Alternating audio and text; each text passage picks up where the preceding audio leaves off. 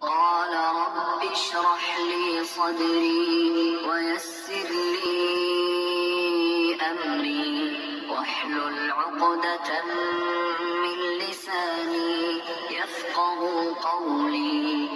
موسیٰ السلام نے دعا کی، اے میرے رب، میرے دل کو میرے لیے بلند کر دے، میرے کام کو آسان کر دے اور میری زبان سے رکاوٹیں دور کر دے تاکہ لوگ میری بات کو سمجھ سکیں۔